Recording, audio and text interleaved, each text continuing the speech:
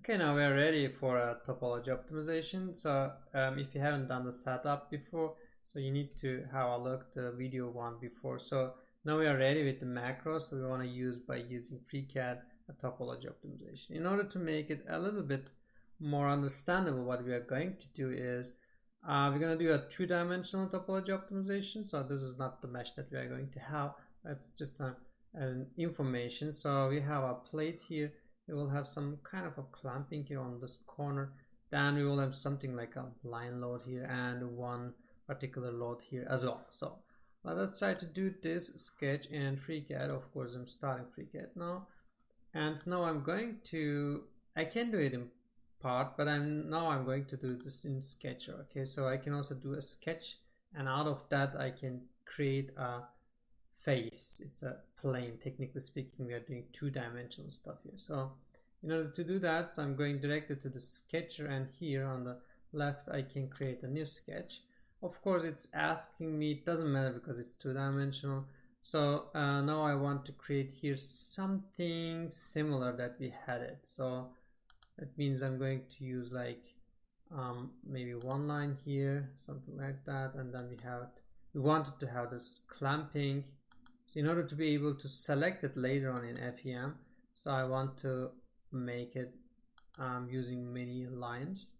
So I don't have to be really particularly picky about like making the horizontal or vertical, because later on I can use the constraints in order to change that and make it better. So oh, I should not forget this one, and finally I have also that one. Okay, so now we have roughly the geometry, and now I'm going to use these constraints in order to make this one, for example, like vertical, and yeah, it looks good. So technically speaking, you may think because in part and so on we can extrude by using this kind of stuff, we can say close.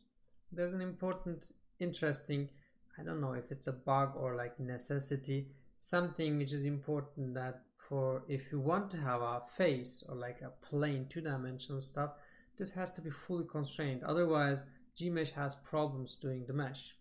So now we can try to make it fully constrained, and of course you see here it has 9 degrees of freedom because we didn't say about this length and so on. So I'm just going to choose something, but luckily it was like okay 23.9, so I can just take it. So doesn't matter technically here the lengths, so I'm just taking it, and of course we may change it if it's a real technical application, but here I just want to have the constraint, and every time if I just click on it, you can see that the degrees of freedom are reducing, so we want to get 0 in the end.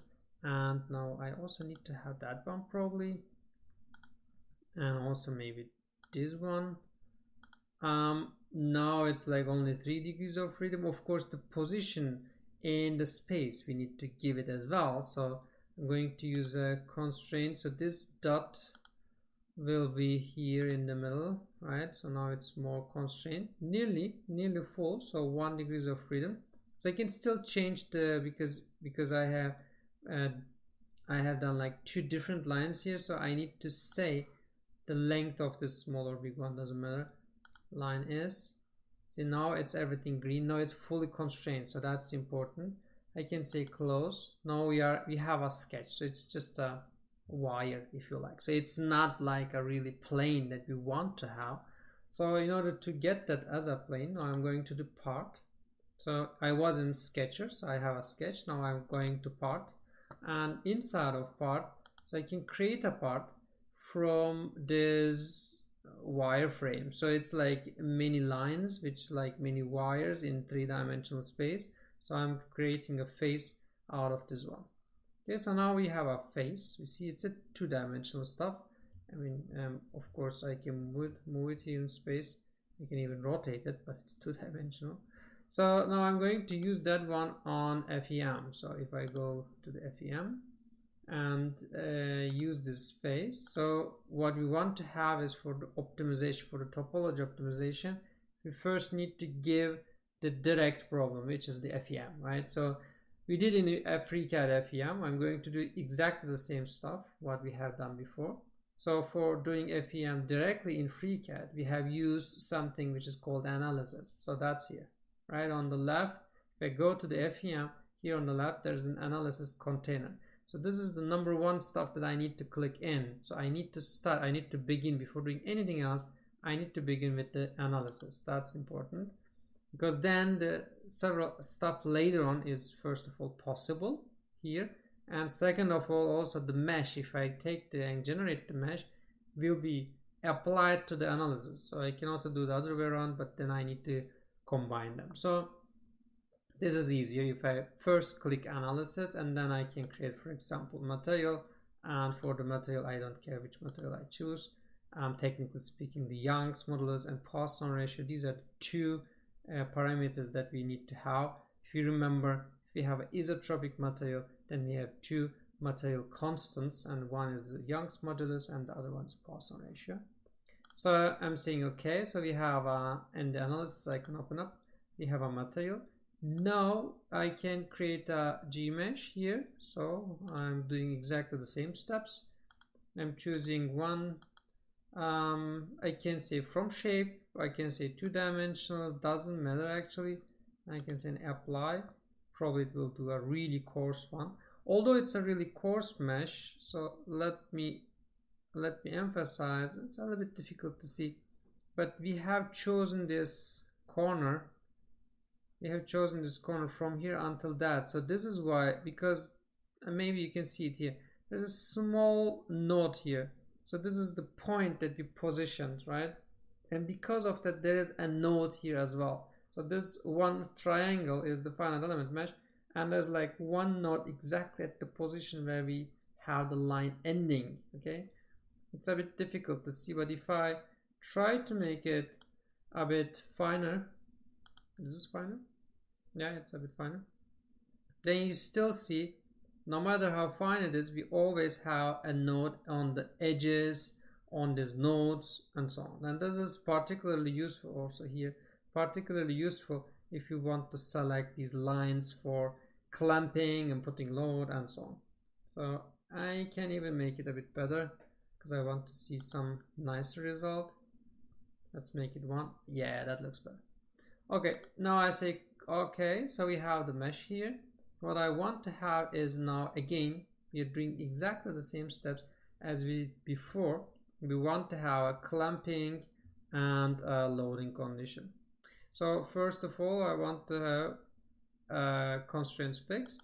So I want to have here this line. So come on, this line. Oh, this is a longer line. So maybe I was trying to use this one. I didn't do properly, so I wanted to do actually this node, this one fixed. I can do it like this, okay. And I also want to have this one fixed, okay. It doesn't look nice, but technically speaking, it is telling us that it understood what we want to have. We can live with that. So, and now we can have force, right? So we want to have is a force on this line. So I can have a force. I mean, this is, by the way, a little bit difficult to see, but this is not exactly the correct way of having the force, right? What I wanted to have is a force which is looking in the direction of this line. So let me show it again. What I want to have is like a force which is looking down. So this is the corner that I didn't like. By the way, I can try to, I can say let's cancel. Let's try to go back to the face and try to change it. Okay, so I'm clicking on the sketch. Now I'm here again. Now I want to change this dimension. So it's like something around 40 will be okay, I think. Ah, yeah, that looks better. So I want to have a clamping here on this corner, which is looking more like this one, okay. And if I say close, let's see, that's the, I mean, it's, as you can see, it's really powerful. I can jump to the sketch and change it, and it changes mostly everything, okay. I'm saying mostly because the mesh is not changing automatically. For the mesh, because it's grayed out, if you see, I need to go in and then say apply, and then it will be corrected. So the mesh itself is not changing, but the boundary condition that we have applied on it needs to be updated. So that's why I'm saying okay, apply. And now it is now in full color. As you can see, it's not grayed out anymore, so it's like telling me now I understand all my boundary conditions are in this FEM mesh. So we have the constraints fixed, and now we want to have a force. So again, now if I go to the force and select this line and say add, then it puts forces which are not in the correct direction. So what I want to have them is along, so that this is why I'm choosing the direction along this line. So let me see if I can choose it. Okay, now I have to first I need to choose the line and then choose the direction, and then now they look in the correct direction. So of course I need a load, I don't know, maybe 10. I say okay.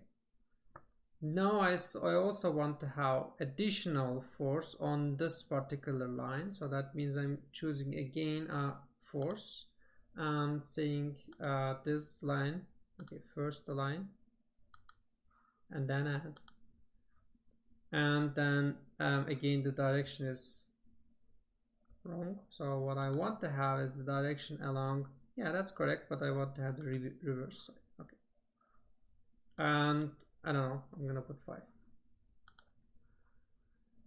So now we have, technically speaking, exactly what we wanted to have.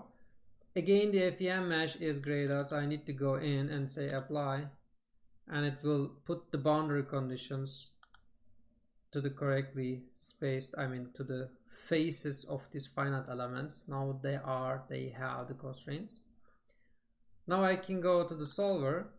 So if you remember, what we have done before was like write input file and then run calculix, right? That was the idea. So I'm going to do again write input file, but I will not run the calculix. So this is not what we wanted to do. So we want to have a topology optimization, but for the topology optimization, of course, we need to have the direct problem as well, and that's what we are saying. So that's the direct problem by the input file. I want to choose a fresh new directory because I already used that one. Let me create a topology optimization 5. Okay, so inside the topology optimization 5, it will put the input file. And now saying, okay, you are not using volume elements. Yes, I'm not, right? I'm using 2-dimensional elements. So I need to know the thickness, it is saying. Let's go back and let's use for this FEM mesh. So let's have a look in the FEM mesh. I think, yeah, it should be here or maybe here, right? That one. Shell plate thickness. So because we have a plate, so we need to give the thickness. So I'm creating now a thickness for an element geometry 2-dimensional, and now it has to say the geometric element. So I'm choosing the geometric element, and of course I need to have the thickness. So I don't know, maybe let's think like 1 millimeter thick plate that we have here. So again, the Gmesh is here grayed out, so I need to go in and say, all right, apply.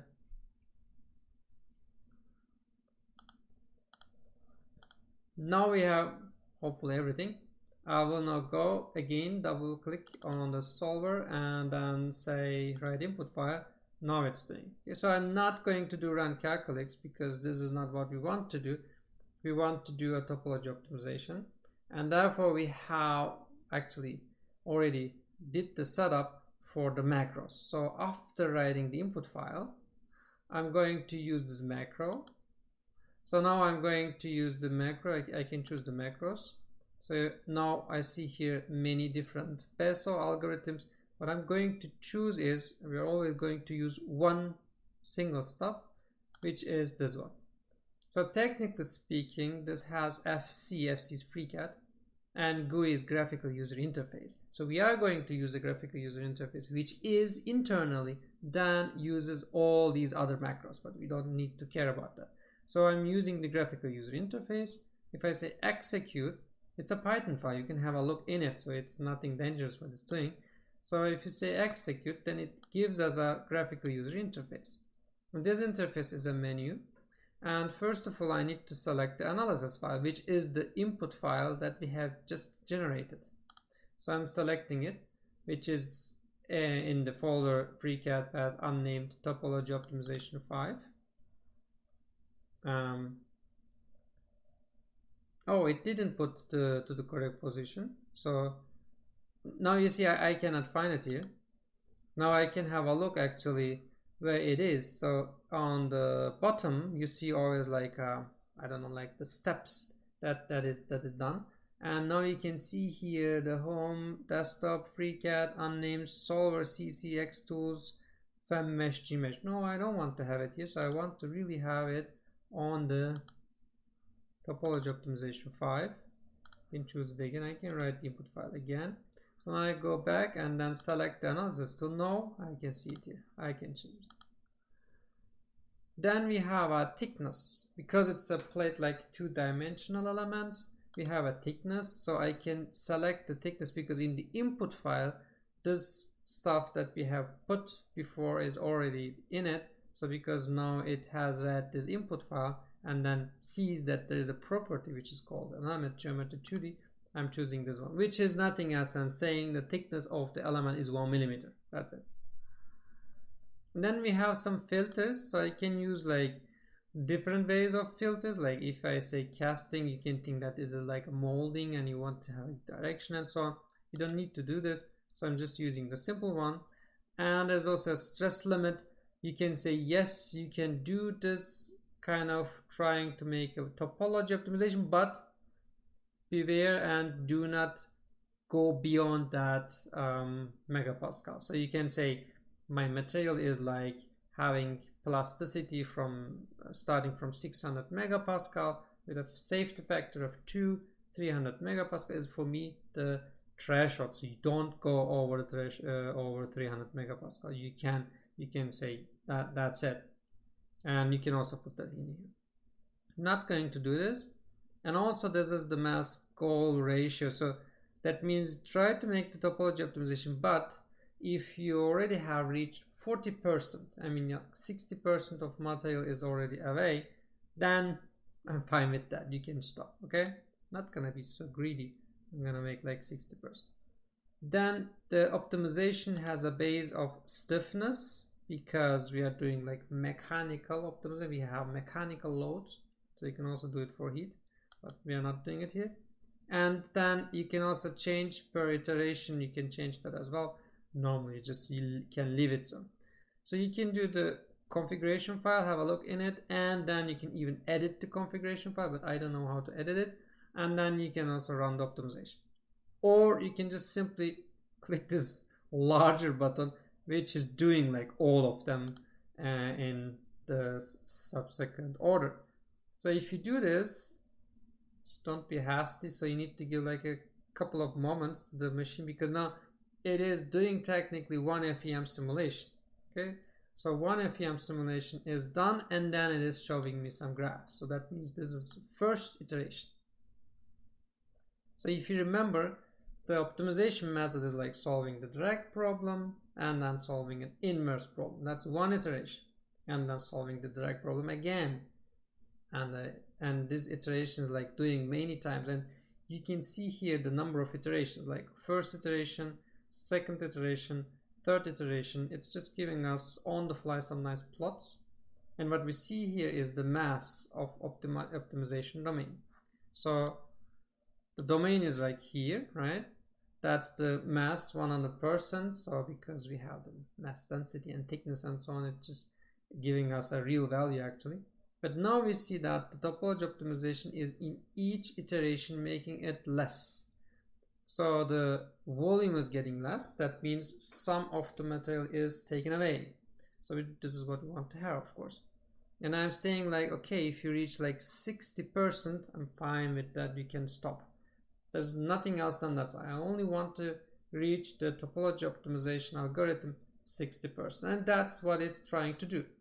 And of course it's taking out some mass, so that means less material means more stress concentration, right?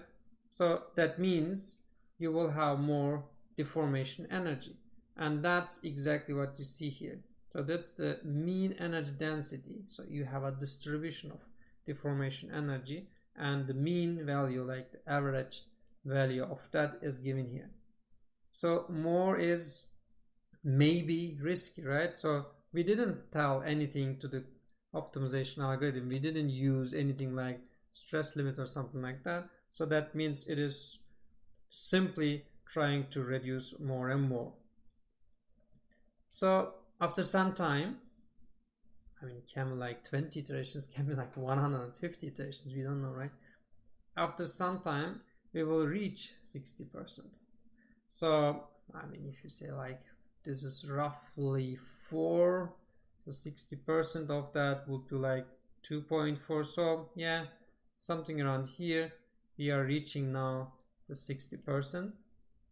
So that means the algorithm will say, all right, I'm not doing it anymore. See, now actually the algorithm is not changing the mass anymore, and it stopped. So you see, it's not happening anymore, it's not running anymore, so it stopped. I can close it. If you like it, you can save it. You can even like a little bit manipulate the axis and so on. So I'm just closing it. You can also close that one. Now I want to see the what we have just done. In order to do that, I'm going to use ParaView. So I'm opening ParaView here and opening here this Topology Optimization 5. So here you see file 0, 0, 1, 2, 3, 4. These are all the iterations. For each iteration, it has saved one file, and this has the solution. And also what I just clicked and closed is like mass PNG, and you can get that here as well. So mass PNG and energy density mean PNG. So if you want to use that as in the report or something like that. And also ParaView is understanding that for each of them there's a new input file, and for each of them there's an VTK. VTK is the format that ParaView uses, and this has the solution. And ParaView understands that these are many solutions, so it's like merging them together. So I can select it and open them, all of them at the same time. Now we have here on the bottom, on top, something like time. So the time is actually each iteration, right? So in each iteration something is happening. So then we have different stuff to visualize, element states, but I just want to show this one. This is the real solution. And now if we start like going to the next iteration, now you see the colors are changing. So we have here a legend. It's a little bit difficult to see, but we have here 0 to 1. 1 means the normalized mass density, so that means the material that we want to keep, and blue means, like 0 means that we can get rid of that. So in each iteration, I can even do a video kind of stuff. In each iteration it is getting less, and in the end, after reaching 60%, the solution algorithm stopped, right? So what we can see here is, of course, here we need to have material because we are clamping. So let me go back and show what we have modeled. So we are clamping here, we put a force here, we put a force here. So of course the force, where we put the force has some material, where we put the force has some material, and the rest is difficult to find out without using an algorithm. So that's exactly showing us why it is somehow beneficial to use a topology optimization. And there is also one maybe nice option to show it. It's like the element state. So this is more like showing either 0 or 1. Okay, you can use this as well, of course. Maybe it's a better visualization method. Or what you can do is, like, if you, again, the element state, you can use a filter which is called threshold. So here's the threshold on the filter, or you can even find it here in the menu, because here also something like called threshold. So threshold means that we are going to show for the element states average at nodes, we are going to show only if its minimum value is 0.5 and maximum value is 1. So that means all the rest will not be shown. So in this way you can show it in a little bit better and more understandable what is the real result. So I mean, red is maybe on the gray screen, it's not so nice. So I can also say you can also use here just a solid color. So here I can use a solid color, and I can even change the color whatever you like. I mean, maybe white is already looking nice, right? So on the gray background. So and that's the result.